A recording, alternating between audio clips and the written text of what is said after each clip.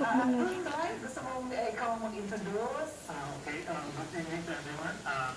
Kasama ko dito ay yung si Papi and Paul Gala. Siya yung maging presidente namin sa 2014. Right. Yeah, President nominee.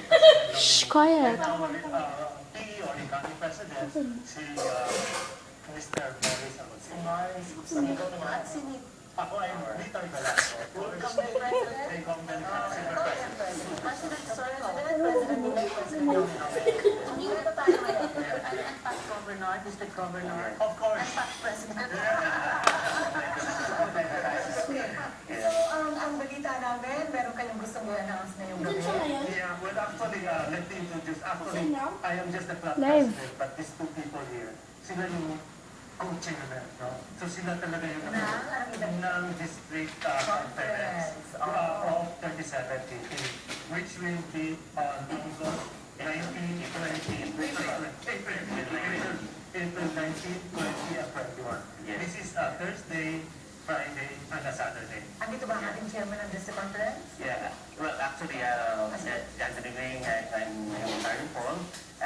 Ako yung co-chairman with Morris, so we'll be having the Disco 2012 at Down Vista Hotel on April 19. So, simultaneously, it will be a Discon district conference and another event is the awards ceremony. I know. Para maintindihan ng ating mga nanonood sa atin, istorya mo nga sa kanila, very briefly, what is district conference of Rotary? Kasi ginagawa ito annually. Yes, actually, ang district conference, ito yung pinaka-main event ng isang district. Pinakainit ka. Yes, ito yung parang to turn over na ng district incumbent district governor to the incoming district governor. Ang aga, April. Yeah. Hindi pa turn over. No. It is more of a celebration. Yes, a celebration. You're celebrating the performance, all the things that you've done for the year. We're now going to share our stories within ourselves and with the outside world, di ba? Yun ang celebration. It's more as a celebration. We will introduce formally the district governor. Tama ka po. Kasi dyan, binibigyan natin naman ng opportunity ang isang district governor. Okay. Ano naman yung awards na ibibigay niyo sa gabawa ng portfolio? Normally, yung mga regular na awards na binibigay ng bawat governor natin, yung mga best club, Sa district conference yung binibigyan.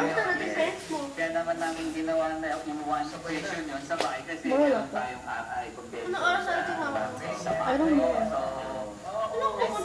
Sisingit yung schedule natin, so naisip na ating governor, yes, simple, na pag-isahin na ito. Time saving and cost din yun. Hindi, pero hindi ba the working year ends in June? Yes. So, paano paano ngayon ano yung base ng performance ng awards?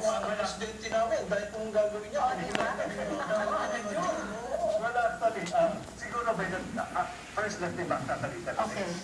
Traditionally, if you notice, no, sa district convention at sa Discon, for at least for our district, di ba March ito, this usually held March.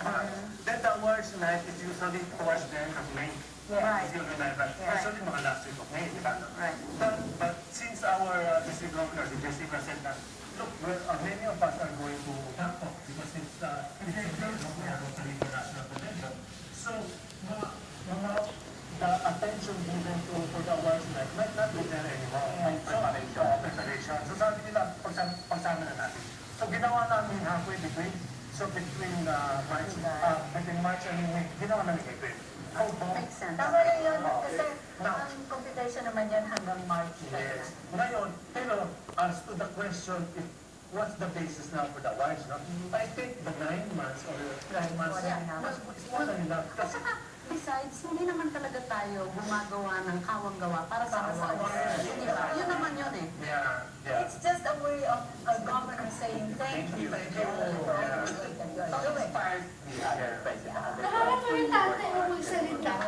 Kaya sa district conference, invitahin natin silang mag-celebrate tayo. But you may invite your friends to be there. Para makita nila. Yeah, the venue is Saan tayo? in Taatiga Vista. Yes. We have reserved rooms already, so those fellow Rotarians to our district, we can avail of this. I was there last week and I saw that it's already announced. Yeah, so there would be a special discount for the Rotary. Saan yan? Sa taas? Hindi, may malaking bahay si President Eco sa Tagaytay. Yung mga wala pa Kasama tayo dyan. Tayo magsama-sama. Basta importante, nandun tayo lahat sa mga okay. But I'd like to encourage you really to open it up and encourage your friends to be there. Maski sandali lang dun sa Okay, maraming salamat sa ating mga bisita.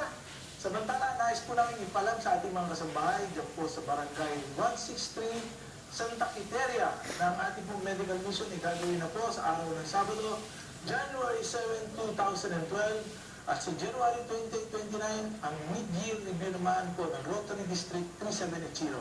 And now, panoorin po natin ang isa pa namang makabuluhang pagsiservisyo publiko ng UATV at Rotary International. Please watch this.